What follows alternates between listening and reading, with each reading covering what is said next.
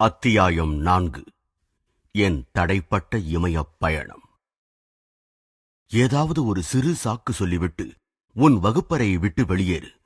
ஒரு குதிரை வண்டியை அமர்த்திக்கொள். என் வீட்டில் உள்ள யாரும் உன்னை பார்க்க முடியாதவாறு சந்தில் நின்று கொள்.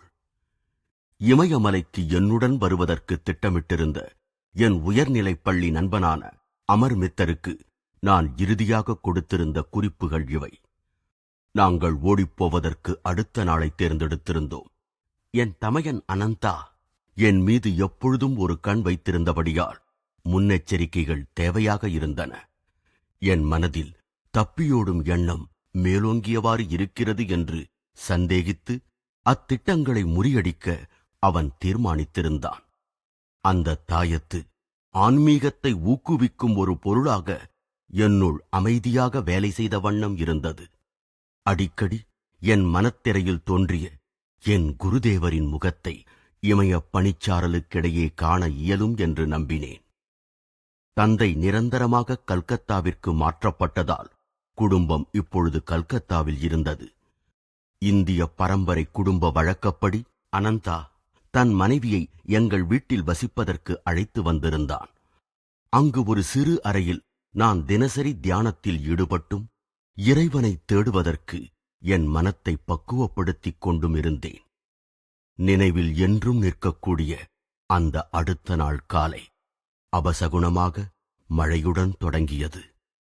அமருடைய வண்டிச் சக்கரங்களின் சத்தத்தை தெருவில் கேட்டதுமே அவசர அவசரமாக நான் ஒரு கம்பளி, ஒரு ஜதை செருப்புகள், ஒன்றிரண்டு அரைக்கச்சைகள், ஒரு ஜபமாலை, லாகிரி மகாசயரின் படம் மற்றும் பகவத்கீதையின் ஒரு பிரதி, இவைகளை ஒரு மூட்டையாக கட்டி 3வது மாடியிலிருந்த என் அறையின் ஜன்னல் வழியாக வீசி எறிந்தேன். நான் வேகமாக படிகளில் இறங்கி வாசலில் மீன் வாங்கிக் கொண்டிருந்த என் சித்தப்பாவை தாண்டிச் சென்றேன். என்ன பரபரப்பு? அவரது பார்வை என் மீது சந்தேகத்துடன் சுழன்றது. நான் அவரை நோக்கி எதையும் காட்டிக்கொள்ளாத புன்னகை ஒன்றை வீசிவிட்டு சந்தை நோக்கி நடந்தேன். என் மூட்டையை திரும்ப எடுத்துக்கொண்டு சதித்திட்டத்திற்குரிய எச்சரிக்கையுடன் நான் அமருடன் சேர்ந்து கொண்டேன். நாங்கள் வியாபார மையமாகிய சாந்தினி சவுக்கை நோக்கி வண்டியில் விரைந்தோம். ஆங்கில உடைகளை வாங்குவதற்காக பல மாதங்களாகவே சிற்றுண்டிக்காக கிடைத்த எங்கள் பணத்தை நாங்கள் சேமித்து வைத்திருந்தோம்.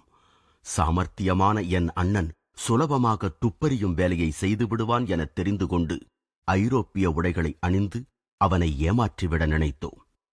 ரயில் நிலையத்திற்கு போகும் வழியில் ஜதிந்தா என நான் அழைக்கும் என் ஒன்றுவிட்ட சகோதரன் ஜோதின் கோஷிற்காக நின்றோம். இமயத்திற்குச் சென்று ஆர்வத்துடன் குருவை தேடுவதில் புதிதாக மனமாற்றம் பெற்றவன் இவன். நாங்கள் தயாராக வைத்திருந்த புதிய உடைகளை அவன் அணிந்து கொண்டான். நன்கு உருமாறிவிட்டதாக நாங்கள் நம்பினோம். ஓர் ஆழ்ந்த வெற்றி உணர்வு எங்கள் இதயங்களை ஆட்கொண்டது. இப்பொழுது நமக்கு வேண்டுவதெல்லாம் கித்தான் காலணிகள்தான். நான் ரப்பர் காலணிகள் விற்கும் கடையை நோக்கி என் தோழர்களை அழைத்துச் சென்றேன். இப்புனித பயணத்தில் மிருகங்களை கொல்வதால் மட்டுமே கிடைக்கும் தோலினால் செய்யப்பட்ட எந்த பொருளும் வேண்டாம். நான் பகவத்கீதையின் மேலிருந்த தோல் அட்டையையும் ஆங்கிலேய நாட்டில் செய்யப்பட்ட என் தொப்பியின் தோல் பட்டிகளையும் எடுத்தெறிய வழியில் நின்றேன். ரயில் நிலையத்தில் நாங்கள் பர்த்வானுக்கு பயணச்சீட்டு வாங்கினோம். அங்கிருந்து இமயத்தின் அடிவாரத்தில் உள்ள ஹரித்வாருக்கு வண்டி மாறுவதாக திட்டமிட்டிருந்தோம். எங்களைப் போலவே புகைவண்டியும் ஓட ஆரம்பித்த பிறகு என் பிரமாதமான எதிர்பார்ப்புகள் சிலவற்றைப் பற்றி கூறினேன். சற்றே நினைத்துப் பாருங்கள், நான் உணர்ச்சியுடன் கூறினேன். குருமார்களால் நாம் உபதேசிக்கப்படுவோம். பேரண்ட உணர்வின் பரவச நிலையை நாம் அனுபவிப்போம். இமயமலையின் காட்டு விலங்குகள் நம் அருகில் சாதுவாக வந்து நிற்கும் அளவிற்கு நம் உடலின் காந்த சக்தி பெருகும். புலிகளெல்லாம் சாதுவான பூனைகளைப் போன்று நம் அன்பு வருடுதலுக்கு காத்து நிற்கும். நடக்கக்கூடிய ஒரு காட்சியை உருவகமாகவும் யதார்த்தமாகவும் சித்தரித்து மெய்மறக்கச் செய்யும் என்று நினைத்து நான் கூறிய இக்குறிப்பு அமரிடமிருந்து உற்சாகமானதொரு புன்னகையை வருவித்தது. ஆனால் ஜதிந்தா தன் பார்வையை திருப்பி ஜன்னல் வழியாக ஓடிச் சென்று கொண்டிருக்கும் காட்சிகளைக் காண்பதில் செலுத்தினான். பணத்தை 3 பாகங்களாக பிரித்துக் கொள்ளலாம். ஜதிந்தா இந்த யோசனையுடன் தன் நீண்ட மௌனத்தைக் கலைத்தான். பர்த்வானில் நாம் ஒவ்வொருவரும் தனித்தனியே நம் பயணச்சீட்டை வாங்க வேண்டும். அப்பொழுதுதான் நாம் மூவரும் ஒன்றாக வீட்டை விட்டு ஓடுகிறோம் என்பதை ரயில் நிலையத்தில் யாரும் ஊகிக்க முடியாது. நான் சந்தேகப்படாமல் ஒப்புக்கொண்டேன். அந்திப் பொழுதில் எங்கள் ரயில் வண்டி பர்த்வானில் நின்றது. ஜதிந்தா பயணச்சீட்டு அலுவலகத்திற்குள் நுழைந்தான். அமரும் நானும் பிளாட்பாரத்தில் அமர்ந்திருந்தோம். நாங்கள் 15 நிமிடங்கள் காத்திருந்த பிறகு விசாரித்ததில் பயனொன்றுமில்லை. எல்லா பக்கங்களிலும் பயத்தின் அவசரத்துடன் அவன் பெயரை கூவி அழைத்தோம். ஆனால் அவனோ அச்சிறிய நிலையத்தை சுற்றியிருந்த முன்பின் தெரியாத இருண்ட சூழலில் மறைந்து விட்டிருந்தான். நான் முழுமையாக சோர்ந்து அதிர்ச்சியில் ஒருவிதமான உணர்வு மரத்துப் போன நிலையில் இருந்தேன். இந்த மனச்சோர்வு தரும் சம்பவத்திற்கு இறைவன் ஏன் சம்மதித்தார்? நான் மிக கவனத்துடன் ஏற்பாடு செய்த இறைவனை தேடும் என் முதல் அன்பு பயணம் கொடூரமாக பாழ்படுத்தப்பட்டது. அமர், நாம் வீடு திரும்ப வேண்டும். நான் ஒரு குழந்தையைப் போல அழுது கொண்டிருந்தேன். ஜதிந்தாவின் உணர்ச்சியற்ற பிரிவு ஓர் அபசகுணம்தான். இந்த பயணம் தோல்வியில்தான் முடியும். இறைவனிடம் உனக்கு உள்ள அன்பு இவ்வளவுதானா? நம்பிக்கை துரோகியான நண்பன் மூலம் ஏற்பட்ட ஒரு சிறு சோதனையை உன்னால் தாங்க முடியாதா? தெய்வ சோதனை என்று அமர் குறிப்பிட்டதும் நான் என் மனத்தை திடப்படுத்திக் கொண்டேன். நாங்கள் பெயர் பெற்ற பர்த்வான் இனிப்பு பண்டங்களான சீதாபோக், மோத்திச்சூர் ஆகியவைகளை உண்டு பசியாறினோம். சில மணி நேரங்களுக்குப் பிறகு பரேலி வழியாக ஹரித்வாருக்கு ரயில் ஏறினோம். மறுநாள் முகல் சராயில் ரயில் மாறி நாங்கள் பிளாட்பாரத்தில் காத்திருக்கும் பொழுது மிக முக்கியமானதொரு செய்தியைப் பற்றி விவாதித்தோம். அமர், வெகு சீக்கிரத்தில் நாம் ரயில்வே அதிகாரிகளால் துருவி விசாரிக்கப்படுவோம். என் அண்ணனின் மதிநுட்பத்தை நான் குறைத்து மதிப்பிடவில்லை. விளைவு எதுவாயினும் சரி, நான் பொய் கூற மாட்டேன். முகுந்தா, நான் உன்னை கேட்பதெல்லாம் நீ சும்மா இரு என்பதுதான். நான் பேசும்பொழுது பரிகசிக்கவோ சிரிக்கவோ கூடாது. இந்த சமயத்தில் ஓர் ஐரோப்பிய நிலைய அதிகாரி என்னிடம் வந்தார். அவர் தன் கையில் ஒரு தந்தியை வைத்துக்கொண்டு அசைத்ததும் நான் அதிலுள்ள செய்தியை உடனே கிரகித்துக் கொண்டேன். நீ கோபித்துக் கொண்டு வீட்டை விட்டு ஓடி வந்து விட்டாயா? இல்லையே. அவருடைய கேள்வி அமைந்த விதத்தினால் தீர்மானமாக பதில் கூற வழி கிடைத்தது பற்றி எனக்கு மிக்க மகிழ்ச்சி.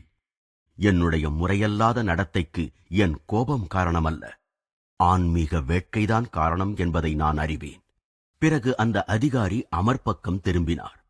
அவ்விருவர்களுக்கிடையே தொடர்ந்த சாமர்த்தியமான உரையாடலை கேட்டு சிரிக்காமல் ஏற்கனவே செய்து கொண்ட ஆலோசனையின்படி என்னை கட்டுப்படுத்திக் கொள்வது மிகவும் கடினமாகிவிட்டது. மூன்றாவது பையன் எங்கே? அவர் தன் குரலில் முழு அதிகாரத்தையும் செலுத்தி பேசினார். சொல், உண்மையைச் சொல். ஐயா, நீங்கள் மூக்கு கண்ணாடி அணிந்திருப்பதை காண்கிறேன். இங்கே நாங்கள் இருவர்தான் என்பது உங்களுக்கு தெரியவில்லையா? அமர் துடுக்காய் புன்முறுவல் செய்தான். மூன்றாவது பையனை வரவழைக்க நான் மந்திரவாதி இல்லையே என்றான் அமர். அந்த அதிகாரி இந்த அதிக பிரசங்கித்தனமான பதிலை கேட்டு கொஞ்சம் சங்கடமடைந்தது தெரிந்தது. அவர் வேறுவிதமாக தன் தாக்குதலை தொடுத்தார். உன் பெயர் என்ன? என்னை தாமஸ் என்று கூப்பிடுவார்கள். நான் ஓர் ஆங்கிலேய தாய்க்கும் கிறிஸ்துவராக மதம் மாறிய இந்திய தந்தைக்கும் மகனாக பிறந்தவன். உன் நண்பனின் பெயர் என்ன? நான் அவனை தாம்சன் என அழைப்பேன். இதற்குள் நான் உள்ளே அடக்கிக் கொண்டிருந்த சிரிப்பு அதன் உச்ச நிலையை எட்டிவிட்டது. தெய்வாதீனமாக அப்பொழுது புறப்படுவதற்குரிய வண்டியின் கூவலொலி கேட்கவே நான் சொல்லிக் கொள்ளாமல் ரயிலை நோக்கி ஓடினேன். அமர் அந்த அதிகாரியுடன் பின்தொடர்ந்து வந்தான். அவர் எங்களை நம்பியதுடன் எங்களை ஐரோப்பியர்கள் அமரும் பெட்டியில் ஏற்றிவிடும் அளவுக்கு உதவ முன்வந்தார். பாதி ஆங்கிலேய பையன்கள் இருவர் இந்தியர்களுக்கான பெட்டியில் பயணம் செய்வது உண்மையில் அவருக்கு சங்கடமாக இருந்தது போலும். அவர் மரியாதையுடன் வெளியேறியதும் நான் இருக்கையில் சாய்ந்து விழுந்து விழுந்து சிரித்தேன். ஒரு முதிர்ந்த ஐரோப்பிய அதிகாரியை ஏமாற்றி சமாளித்த உவகைமிக்க திருப்தி அமரின் முகத்தில் தெரிந்தது. பிளாட்பாரத்தில் என் அண்ணன் அனந்தாவிடமிருந்து வந்திருந்த அந்த தந்தியை நான் சாமர்த்தியமாக அறிந்து கொண்டேன். அந்த தந்தி பின்வருமாறு: ஐரோப்பிய உடையில் 3 வங்காள பையன்கள் வீட்டிலிருந்து ஓடி மொகல்சராய் வழியாக ஹரித்வாருக்குச் சென்று கொண்டிருக்கிறார்கள். நான் வரும் வரையில் தயவு செய்து அவர்களை நிறுத்தி வைக்கவும். உங்கள் உதவிக்கு நல்ல வெகுமதி கிடைக்கும். அமர், உன் குறிப்புகளுடன் கூடிய ரயில் அட்டவணையை வீட்டில் வைக்க வேண்டாம் என்று நான் உனக்கு கூறியிருந்தேனே. அவனை குற்றம் சாட்டும் வகையில் நான் நோக்கினேன். என் தமையன் அவைகளை ஒன்றை பார்த்திருக்க வேண்டும். என் நண்பன் குற்ற உணர்வுடன் நான் கூறியதை ஆமோதித்தான். நாங்கள் பரேலியில் சற்று நின்றோம். அங்கு துவாரகா பிரசாத் அனந்தாவிடமிருந்து வந்த தந்தியுடன் எங்களுக்காக காத்திருந்தான். துவாரகா துணிவுடன் எங்களை நிறுத்த முற்பட்டான். நாங்கள் வெறுமனே வீட்டை விட்டு ஓடி வரவில்லை என்பதை அவன் நம்பும்படி எடுத்துரைத்தேன். சென்ற தடவையைப் போலவே இமயத்திற்கு என்னுடன் வரும்படி நான் விடுத்த அழைப்பை ஏற்க துவாரகா மறுத்துவிட்டான். அன்று இரவு ஒரு ரயில் நிலையத்தில் எங்கள் வண்டி நின்ற பொழுது நான் அரை தூக்கத்தில் இருந்தேன். அமர் இன்னொரு அதிகாரியால் விசாரிப்பதற்காக எழுப்பப்பட்டான். அவர் கூட தாமஸ், தாம்சன் என்ற கலப்பு பெயர்களின் கவர்ச்சியால் மயங்கிவிட்டார். ரயில் வண்டி வெற்றியுடன் எங்களை அதிகாலையில் ஹரித்வாரில் கொண்டு சேர்த்தது. தூரத்தில் கம்பீரமாக தெரிந்த மலைச்சிகரங்கள் எங்களை அழைப்பதைப் போன்று உயர்ந்து நின்றன. நாங்கள் ரயில் நிலையத்தை விட்டு அவசரமாக வெளியேறி நகரத்தின் சுதந்திரமான கும்பலில் கலந்துவிட்டோம். அனந்தா எப்படியோ எங்களது ஐரோப்பிய மாறுவேடத்தை ஊடுருவிவிட்டதால் எங்கள் முதல் வேலையானது தேசிய உடைக்கு மாறியதுதான். எனினும் எங்களை பிடித்து விடுவார்கள் என்ற உள்ளுணர்வில் என் மனம் கனத்தது. ஹரித்வாரை விட்டு உடனே செல்வதுதான் நல்லது எனத் தோன்றியதால் வடக்கு நோக்கி எண்ணற்ற மகான்களின் திருவடிகளால் புனிதமடைந்த ரிஷிகேஷத்தை அடைவதற்கு பயணச்சீட்டுகள் வாங்கினோம். நான் வண்டியில் ஏறிவிட்டேன். அமர் பிளாட்பாரத்தில் சிறிது தாமதித்தான். ஒரு போலீஸ்காரரிடமிருந்து வந்த ஓர் அதட்டல் அவனை சட்டென்று நிறுத்தியது. அழையாத காப்பாளராக அந்த அதிகாரி என்னையும் அமரையும் காவல் நிலையத்தின் கட்டிடத்திற்குள் இட்டுச் சென்று எங்களிடம் இருந்த பணத்தை எடுத்து வைத்துக் கொண்டார். அவர் என் அண்ணன் வரும் வரை எங்களுக்கு மரியாதையுடன் விளக்கினார். வீட்டை விட்டு ஓடிவந்த இந்த பையன்களின் குறிக்கோள் இமயமலை என்று அறிந்ததும் அந்த அதிகாரி விசித்திரமான கதை ஒன்றை கூறினார். நீங்கள் மகான்களைப் பற்றி பைத்தியமாக இருப்பதைக் காண்கிறேன். நேற்று நான் கண்ட தெய்வீக மனிதரை விட பெரியவர் எவரையும் உங்களால் காணவே முடியாது. என்னுடன் பணியாற்றும் ஓர் அதிகாரியும் நானும் அவரை 5 நாட்களுக்கு முன்னால் கண்டோம். நாங்கள் தீவிரமாக ஒரு கொலையாளியை தேடியவாறு கங்கை கரையில் ரோந்து வந்தோம். அவனை உயிருடனோ அல்லது பிணமாகவோ பிடிக்க வேண்டுமென்று எங்களுக்கு உத்தரவு. யாத்ரீகர்களை கொள்ளையடிப்பதற்காக அவன் ஒரு சாது வேடத்தில் திரிவதாக தெரிந்தது. எங்களுக்கு சிறிது முன்னால் சென்று கொண்டிருந்த ஓர் உருவம் அந்த குற்றவாளியின் அங்க அடையாளங்களைக் கொண்டு இருந்தாற்போல் தோன்றியது. நாங்கள் நிற்கும்படி விடுத்த கட்டளையை அவர் கண்டுகொள்ளவில்லை. அவரை பிடிப்பதற்கு நாங்கள் ஓடினோம். அவரது பின்புறத்தை நெருங்கியதும் நான் என் கோடாரியை பலமாக வீசினேன். அம்மனிதரின் வலது கை வெட்டுப்பட்டு கிட்டத்தட்ட விழுந்துவிடும் தருவாயிலிருந்தது. எவ்வித கூச்சல் இல்லாமலும் அந்த பயங்கரமான காயத்தை திரும்பிக் கூட பார்க்காமலும் அந்த அந்நியர் மிக ஆச்சரியமான வகையில் தன் வேகமான நடையை தொடர்ந்தபடி இருந்தார். நாங்கள் அவர் முன்பு சென்று குதித்ததும் அவர் நிதானமாக கூறினார், நீங்கள் தேடும் கொலையாளி நான் அல்ல. தெய்வீக தோற்றம் கொண்ட ஒரு முனிவரை நான் படுகாயப்படுத்தி விட்டதைக் கண்டு வருந்தினேன். நெடுஞ்சான் கிடையாக அவர் காலில் விழுந்து என்னை மன்னிக்கும்படி வேண்டினேன். ஏராளமாக கொட்டிக் கொண்டிருந்த இரத்தத்தை தடுத்து நிறுத்த என் தலைப்பாகை துணியைக் கொடுத்தேன். மகனே, நீ செய்த தவறு புரிந்து கொள்ளக்கூடியதுதான். அந்த ஞானி என்னை கருணையுடன் நோக்கினார். நீ சென்று வா, உன்னை நிந்தித்துக் கொள்ளாதே. அன்பே உருவமான தெய்வத்தாய் என்னை காத்து வருகிறாள். ஆடிக்கொண்டிருந்த அந்த கையை துண்டிக்கப்பட்ட இடத்தில் அவர் பொருத்தியதும் ஆகா, அது அப்படியே ஒட்டிக்கொண்டது. கொட்டிய இரத்தமும் விளக்க முடியாத வகையில் நின்றது.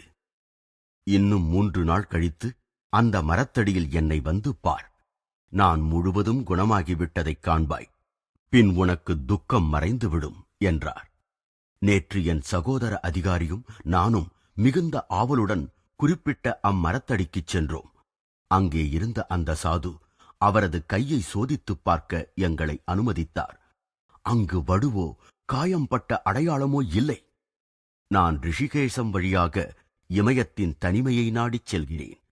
அந்த சாது எங்களுக்கு ஆசி கூறி உடனே புறப்பட்டார்.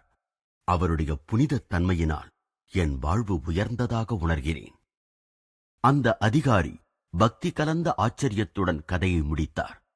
அவரது அனுபவம் அவரை வழக்கத்தை விட அதிகமாக நெகிழ வைத்திருந்தது. ஒரு கம்பீரமான சைகையுடன் அவர் அச்செய்தி வெளியாகியிருந்த பத்திரிகை துண்டை என்னிடம் கொடுத்தார். பரபரப்பான செய்திகளை திரித்துக் கூறும் பத்திரிகைகளுக்குரிய பாணியில் அப்பத்திரிகையின் நிருபர் அச்செய்தியை சற்று மிகைப்படுத்தியே இருந்தார். சாதுவின் தலையே துண்டிக்கப்பட்டது போல அந்த செய்தி வெளியாகியிருந்தது. அமரும் நானும் தன்னை துன்புறுத்தியவனை கிறிஸ்துவைப் போன்று மன்னிக்கும் தன்மை படைத்த அப்பெரிய யோகியை பார்க்க முடியாமல் போய்விட்டதே என்று வருந்தினோம். இந்தியா சென்ற 2 நூற்றாண்டுகளாக பொருட்செல்வத்தில் ஏழையாக இருந்தாலும் அள்ள அள்ள குறையாத அருட்செல்வத்தை இன்றும் பெற்றுதான் உள்ளது. இந்த போலீஸ்காரரைப் போன்று சாதாரண உலக வாழ்க்கையில் ஈடுபட்ட மனிதர்கள் கூட எப்பொழுதாவது ஆன்மீகத்தின் சிகரங்களை சந்தித்துவிட முடிகிறது. அவருடைய அதிசயமான கதையினால் எங்கள் அலுப்பை போக்கியதற்கு அந்த அதிகாரிக்கு நன்றி கூறினோம். அவர் எங்களை விட அதிர்ஷ்டசாலி என்பதை அவர் குறிப்பிட்டிருக்கலாம். எவ்வித முயற்சியும் இன்றியே தெய்வீக ஒளி பெற்ற ஒரு மகானை அவரால் சந்திக்க முடிந்தது. எங்களுடைய தீவிரமான நாட்டம் ஒரு குருவின் திருவடிகளை அடையாமல் வன்மையான ஒரு போலீஸ் நிலையத்தில் முடிந்தது. இமயத்திற்கு மிக அருகில் இருந்தும் நாங்கள் பிடிபட்டு விட்டதால் எவ்வளவு தூரத்தில் இருந்தோம். சுதந்திரத்தை நாடும் எனது அவா 2 மடங்காகிவிட்டது என்று அமரிடம் கூறினேன். சந்தர்ப்பம் கிடைத்ததும் நழுவிவிடலாம். நாம் புனிதமான ரிஷிகேசத்திற்கு நடந்தே செல்லலாம். நான் ஊக்கமூட்டும் வகையில் புன்முறுவல் செய்தேன். ஆனால் பலமான ஆதாரமாயிருந்த எங்கள் பணம் எங்களிடமிருந்து பறிக்கப்பட்டதால் என் தோழன் நம்பிக்கை இழந்தவனாகிவிட்டான். நாம் இந்த ஆபத்தான காட்டுப் பிரதேசங்களில் நடக்கத் தொடங்கினால் நாம் மகான்கள் வசிக்கும் இடத்திற்கு பதிலாக புலிகளின் வயிற்றுக்குள் தான் சென்று முடிவோம். அனந்தாவும் அமரின் சகோதரனும் 3 நாட்கள் கழித்து வந்து சேர்ந்தனர். அமர் தன் சகோதரனை பாசம் கலந்த நிம்மதியுடன் வரவேற்றான். நான் சமாதானமடையவில்லை. அனந்தாவிற்கு என்னிடமிருந்து கடுமையான வசைச் சொற்களைத் தவிர வேறெதுவும் கிடைக்கவில்லை. உன் உணர்ச்சியை நான் புரிந்து கொள்கிறேன். என் அண்ணன் ஆறுதலாக மொழிந்தான்.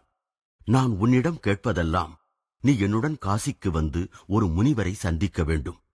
பிறகு கல்கத்தாவிற்கு வந்து மிகுந்த துக்கத்தோடு இருக்கும் நம் தந்தையுடன் சில நாட்கள் தங்க வேண்டும். பிறகு நீ இங்கே உன் குருவை தேடுவதை மறுபடி தொடங்கலாம். அமர் இச்சமயத்தில் எங்கள் உரையாடலில் குறுக்கிட்டு திரும்பவும் என்னுடன் ஹரித்வாருக்குச் செல்வதில் அவனுக்கு விருப்பம் இல்லை என்பதை தெரிவித்தான். அவன் இதமான குடும்ப சூழ்நிலையை அனுபவித்துக் கொண்டிருந்தான். ஆனால் என் குருவை தேடுவதை என்றும் நான் விடமாட்டேன் என்பதை நான் அறிந்திருந்தேன். எங்கள் குழு வாரணாசிக்கு ரயில் ஏறியது. அங்கு எனது பிரார்த்தனைக்கு ஒப்பற்ற உடனடியான பதில் கிடைத்தது. அனந்தா ஒரு சாமர்த்தியமான திட்டத்தை ஏற்கனவே தீட்டியிருந்தான். என்னை ஹரித்வாரில் சந்திப்பதற்கு முன்பே அவன் வாரணாசியில் இறங்கி வேத சாஸ்திரங்களில் விற்பன்னரான ஒருவருடன் பேசி அவரை நான் சந்திக்க ஏற்பாடு செய்திருந்தான். அந்த பண்டிதரும் அவர் மகனும் கூட சந்நியாசி ஆகாமல் என்னை தடுக்க முயல்வதாக அனந்தாவிற்கு உறுதி கூறியிருந்தனர். அனந்தா என்னை அவர்கள் வீட்டிற்கு அழைத்துச் சென்றான். அவருடைய மகன் உணர்ச்சி பொங்கும் மன இயல்பு கொண்ட இளைஞன். என்னை முன்வாசலிலேயே வரவேற்றான். அவன் என்னை நீண்டதொரு தத்துவ விவாதத்தில் ஈடுபடுத்தினான். என் வருங்காலத்தைப் பற்றி கூறக்கூடிய ஆற்றல் தனக்கிருப்பதாக கூறிய அவன் சந்நியாசியாக வேண்டும் என்ற என் எண்ணத்தை புறக்கணித்தான். நீ உன் சாதாரண பொறுப்புகளை தட்டிக் கழிப்பதிலேயே உறுதியாக நின்றால் தொடர்ந்து துரதிர்ஷ்டங்களையே சந்திப்பாய். இறைவனை அடைய முடியாது. உலக அனுபவங்கள் இல்லாமல் உன்னால் பழைய கர்ம வினைகளை களைய முடியாது. இதற்கு பதிலாக பகவத்கீதையின் அழிவற்ற சொற்கள் என் வாயிலிருந்து வெளிவந்தன. கேடு மிக உடையோனும் வேறு ஒன்றையும் எண்ணாது என்னை தியானிப்பானானால் அவன் கடந்த கால தீய வினைகளின் விளைவுகளை சீக்கிரமே கழித்து விடுகிறான். விரைவில் அவன் அறவாளன் ஆகிறான். நித்திய சாந்தியையும் அடைகிறான். குந்தியின் புதல்வா, என் பக்தன் நாசமடைவதில்லை என்று நிச்சயமாக அறிக. ஆனால் அந்த இளைஞனின் ஆற்றல் வாய்ந்த முன்னறிவிப்புகள் என் நம்பிக்கையை சற்று அசைக்கவே செய்தன. என் இதயத்தின் முழு ஆர்வத்துடன் அமைதியாக இறைவனை வேண்டினேன். என் குழப்பத்தை நீக்கி இங்கேயே இப்பொழுதே எனக்கு பதில் கூறுவாயாக. நான் துறவியாக வாழ்வதை நீ விரும்புகிறாயா, அல்லது உலக வாழ்க்கையை மேற்கொள்ள வேண்டுமா? அந்த பண்டிதரின் வீட்டு வாசலின் வெளியே மிக உயர்ந்த தகைமையை வெளிப்படுத்தும் முகமுடைய ஒரு சாது நின்று கொண்டிருப்பதைக் கண்டேன். நிச்சயமாக எனக்கும் ஞான திருஷ்டி உடையவன் என்று தன்னை கூறிக்கொண்டவனுக்கும் இடையே நடந்த தத்துவ ரீதியான உரையாடலை அவர் கேட்டிருக்க வேண்டும். ஏனெனில் அந்த புதிய மனிதர் என்னை தன்னருகே அழைத்தார். அவருடைய சாந்தமான கண்களிலிருந்து மகத்தான சக்தி பாய்வதை நான் உணர்ந்தேன். மகனே, அந்த அறிவிலியின் பேச்சைக் கேளாதே. உன் பிரார்த்தனை கிணங்கி இறைவன் இப்பிறவியில் உன் வாழ்வு ஒரு துறவியின் வாழ்வாகத்தான் இருக்கும் என்பதை என் மூலமாக உனக்கு உறுதியாகக் கூறச் சொல்கிறார். ஆச்சரியத்துடனும் நன்றியுடனும் இந்த உறுதியான செய்தியைக் கேட்டு நான் மகிழ்ச்சியுடன் புன்னகைத்தேன். அம்மனிதனிடமிருந்து விலகி வா. அந்த அறிவிலி வெளிமுற்றத்திலிருந்த என்னை அழைத்தபடி இருந்தான். எனக்கு வழிகாட்டிய அந்த சாது கையை உயர்த்தி என்னை ஆசிர்வதித்துவிட்டு மெதுவாக அவ்விடத்தை விட்டு அகன்று விட்டார். நீ எவ்வளவு பைத்தியமோ அந்த சாதுவும் அந்த அளவிற்கு பைத்தியம்தான். இந்த அழகான சொற்களை திருவாய் மலர்ந்தருளியவர் தலைநரைத்த அந்த முதிய பண்டிதர். அவரும் அவரது மகனும் என்னை அழாக்குறையாக நோக்கினர். அவரும் தெளிவற்ற வகையில் கடவுளை தேடி வீட்டை விட்டு ஓடிப்போனவர்தான் என்று நான் கேள்விப்பட்டிருக்கிறேன் என்றார். நான் வேறு பக்கம் திரும்பிக் கொண்டேன். நான் இவர்களுடன் இனி எதுவும் பேசப்போவதில்லை என்று அனந்தாவிடம் குறிப்பிட்டேன். உற்சாகமிழந்த அண்ணனும் உடனே புறப்படுவதற்கு சம்மதித்தான்.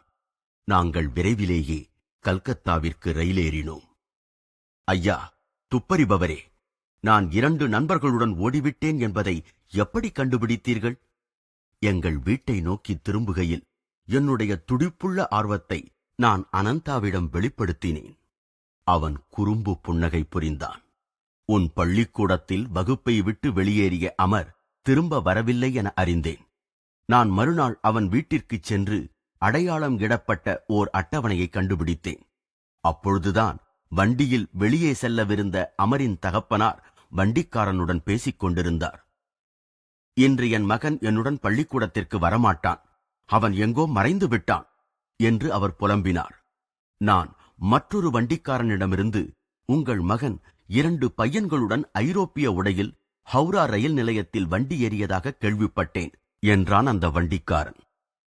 அவர்கள் தாங்கள் அணிந்திருந்த தோல் காலணிகளை அவர்களது வண்டிக்காரனுக்கு பரிசாக தந்துவிட்டார்களாம். இப்படியாக எனக்கு 3 தடயங்கள் கிடைத்தன. அட்டவணை, 3 பையன்கள், ஐரோப்பிய உடை. நான் அனந்தா கூறியவற்றை சிரிப்பும் எரிச்சலும் கலந்தவாறு கேட்டுக்கொண்டிருந்தேன். வண்டிக்காரனுக்கு காட்டிய எங்களது தாராள மனப்பான்மை சிறிது தகுதியற்றதே. அமர் அட்டவணையில் கீழ்கோடிட்டிருந்த எல்லா நகரங்களிலும் உள்ள ரயில் நிலைய அதிகாரிகளுக்கும் தந்தி கொடுக்க விரைந்தேன். அவன் பரேலியை குறித்து வைத்திருந்தான். ஆதலால் அங்கு உன் நண்பன் துவாரகாவிற்கு தந்தி கொடுத்தேன். கல்கத்தாவில் நமது அக்கம்பக்கத்தில் விசாரித்ததில் நம் ஒன்றுவிட்ட சகோதரன் ஜதிந்தா ஒரு நாள் இரவு மட்டும் காணாமல் இருந்து மறுநாள் காலை ஐரோப்பிய உடையில் திரும்பியதை அறிந்தேன். நான் அவனை தேடிக் கண்டுபிடித்து வீட்டிற்கு இரவு உணவு சாப்பிட வருமாறு அழைத்தேன். என் நட்புணர்வைக் கண்டு எந்த தயக்கமுமின்றி அவன் வர ஒப்புக்கொண்டான். வழியில் எந்த சந்தேகமும் கொள்வதற்கு முன்னால் நான் அவனை ஒரு போலீஸ் நிலையத்திற்கு அழைத்துச் சென்றேன். அங்கு எனது முன்னேற்பாட்டின்படி பயங்கர தோற்றமுடைய பல அதிகாரிகள் அவனை சூழ்ந்து கொண்டார்கள். அவர்களுடைய கடுமையான பார்வையால் ஜதிந்தா அவனுடைய இரகசியமான நடவடிக்கையை விளக்க ஒப்புக்கொண்டான். நான் இமயமலைக்கு ஆன்மீக உணர்வின் கிளர்ச்சியுடன் புறப்பட்டேன். மகான்களை தரிசிக்கும் ஆவலான உற்சாகம் என்னுள் நிறைந்திருந்தது. ஆனால் முகுந்தன், நாம் இமயமலை குகைகளில் பரவசத்தில் ஆழ்ந்திருக்கும் பொழுது புலிகள் பழகிய பூனைகளைப் போல ஆடாமல் அசையாமல் நம்மை சுற்றி அமர்ந்திருக்கும் என்று சொன்னதுதான் தாமதம். என் உணர்வுகள் உறைந்தன. என் நெற்றியில் வியர்வை துளிர்க்கத் தொடங்கியது. நான் எண்ணினேன், பிறகென்ன? கொடிய இயல்புடைய புலிகள் எங்களது ஆன்மீக பரவசத்தால் மாற்றப்படாவிட்டால் அவைகள் வீட்டுப் பூனைகளைப் போல் அன்பு செலுத்துமா? நான் என் மனக்கண்ணில் என்னை ஏற்கனவே ஏதோ ஒரு புலியின் வயிற்றில் கட்டாய குடியிருப்பாளனாக காணத் தொடங்கினேன். அதுவும் என் முழு உடலுடன் உடனே உள்ளே போகாமல் தவணை முறையில் அங்கமாக. ஜதிந்தா மறைந்ததில் எனக்கு இருந்த கோபம் இப்போது சிரிப்பில் மறைந்தது.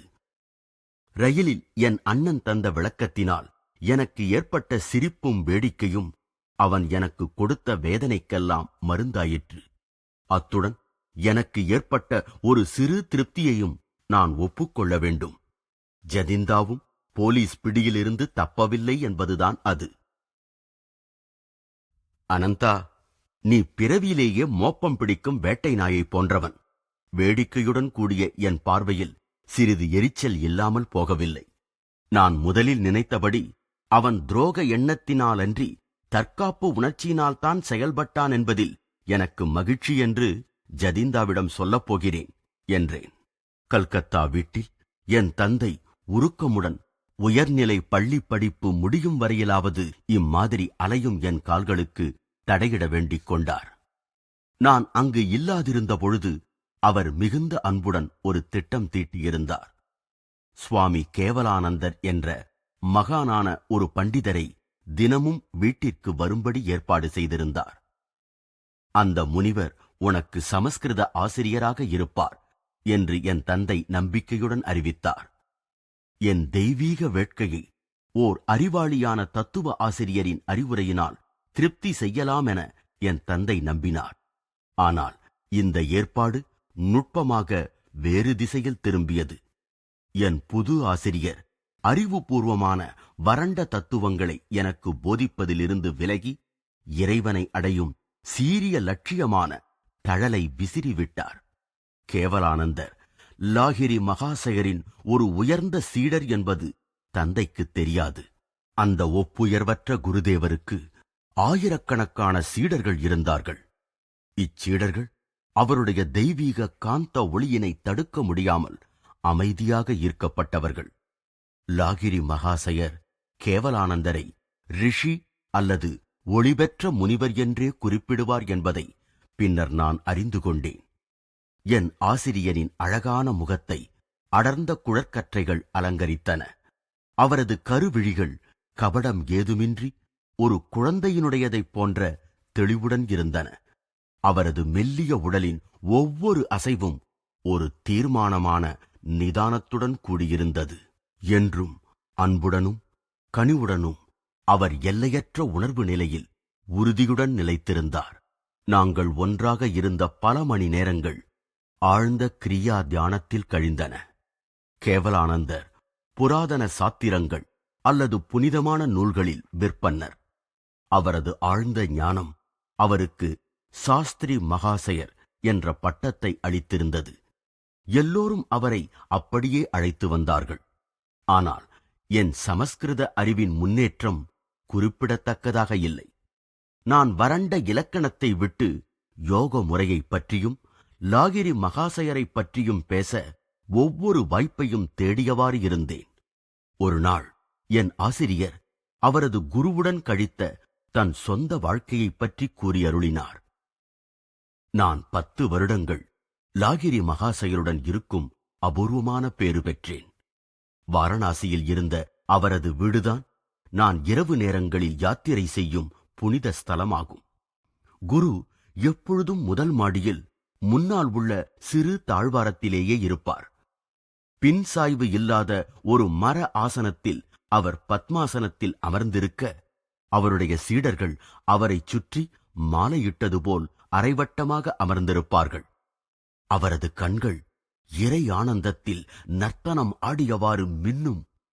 அவை எப்பொழுதுமே பாதி மூடியவாறு நிரந்தர ஆனந்த நிலையை தன் உள்மனதின் தூரதிருஷ்டியால் ஊடுருவி நோக்கியவாறு இருக்கும்.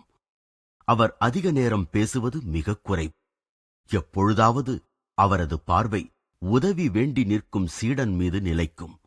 அப்பொழுது ஒளி வெள்ளம் போன்று அவரது ஆறுதல் அளிக்கும் சொற்கள் பொழியத் தொடங்கும். குருதேவரின் பார்வையினால் விவரிக்க முடியாததொரு அமைதி என்னுள் மலரும். ஒரு தெய்வீக தாமரையிலிருந்து வெளிப்படுவது போல் அவரிடமிருந்து பரவும் நறுமணத்தில் நான் மூழ்கி விடுவேன். நாட்கணக்கில் ஒரு வார்த்தை கூட பேசாமல் அவருடன் இருந்த அனுபவம் என்னை முழுதுமே மாற்றியது. மனதை ஒருமுகப்படுத்துவதில் கட்புலனாகாத தடையேதும் ஏற்பட்டால் நான் குருதேவரின் திருவடிகளில் தியானம் செய்வேன். அப்பொழுது மிகுந்த நுட்பமான நிலைகள் என் பிடிக்குள் சுலபமாக அடங்கிவிடும். அம்மாதிரியான அனுபவங்கள் மேல்நிலை அடையாத ஆசிரியர்கள் முன்னிலையில் கிடைத்ததில்லை. குருதேவர் ஒரு நடமாடும் தேவாலயமாகவே விளங்கினார். அதன் இரகசிய கதவுகள் பக்தியின் மூலமாக எல்லா சீடர்களுக்கும் திறந்தே இருக்கும். லாகிரி மகாசயர் சாஸ்திரங்களை வெறும் நூலறிவால் விளக்கிக் கூறுபவர் அல்லர். எவ்வித முயற்சியுமின்றி அவர் தெய்வீக நூலகத்தில் ஆழ்ந்து விடுவார். அவருடைய எல்லாம் அறியும் ஞான ஊற்றிலிருந்து சொற்குமிழிகளும் எண்ணத் தூறல்களும் பொங்கி வழியும். பன்னெடுங்காலமாக வேதங்களில் மறைந்து கிடந்த ஆழ்ந்த தத்துவ விஞ்ஞானத்தை திறந்து வெளிக்கொணரக்கூடிய ஆச்சரியமான திறவுகோல் அவரிடம் இருந்தது. புராதன நூல்களில் குறிப்பிடப்பட்ட பலவித உணர்வு நிலைகளை விளக்குமாறு அவரிடம் வேண்டினால் அவர் புன்முறுவலுடன் சம்மதிப்பார். நான் அந்த நிலைகளை அனுபவித்து அங்கு என்ன உணர்கிறேன் என்பதை உனக்கு உடனே கூறுகிறேன். எனவே வெறும் நூல்களை மட்டும் உருப்போட்டு சொந்த அனுபவம் ஏதுமின்றி போதிக்கும் ஆசிரியர்களிடமிருந்து அவர் முற்றிலும் வேறுபட்டவராவார்.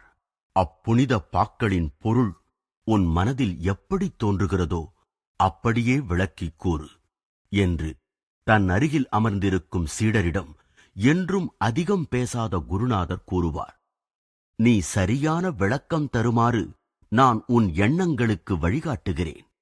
இவ்வாறு லாகிரி மகாசயரின் அனுபூதிகள் பல சீடர்களால் விரிவான விளக்கங்களுடன் குறிக்கப்பட்டுள்ளன. குருதேவர் என்றும் எதையும் குருட்டுத்தனமாக நம்பும்படி உபதேசித்ததில்லை. வார்த்தைகள் வெறும் மேலுரைகள்தாம். தியானத்தில் கிடைக்கும் ஆனந்தமான தொடர்பு மூலம் கடவுளின் இருப்பை நீ மெய்யாக அறிவாய் என்பார் அவர்.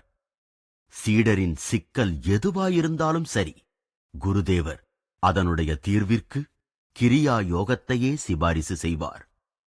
இவ்வுடலில் நான் இல்லாத போதும் இந்த யோகத் திறவுகோல் அதன் மகத்துவத்தை இழக்காமல் உன்னை வழிநடத்தும். ஆர்வமூட்டும் கருத்துக்களைப் போன்று இம்முறையை வெறும் எழுத்திலும் புத்தக அமைப்பிலும் வரையறை செய்து மறந்துவிட முடியாது. கிரியாவின் மூலம் விடுதலை பாதையில் தொடர்ந்து இடைவிடாமல் செல். அதன் சக்தி பயிற்சியில்தான் உள்ளது. மனிதனின் எல்லையற்ற பரம்பொருளை தேடுதலில் தன் சொந்த முயற்சியின் மூலம் அடையக்கூடிய ஆற்றல் மிக்க உபாயங்களில் கிரியாதான் மேன்மையானது என நானும் கருதுகிறேன்.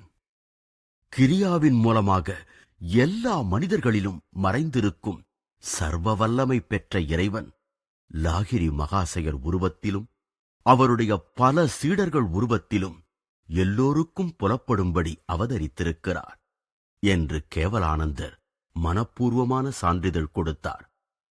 கேவலானந்தருக்கு எதிரிலேயே ஒரு தெய்வீக அற்புதம் லாகிரி மகாசயரால் நடத்தப்பட்டது. மகானான என் ஆசிரியர் ஒரு நாள் அதை நினைவு கூர்ந்தார்.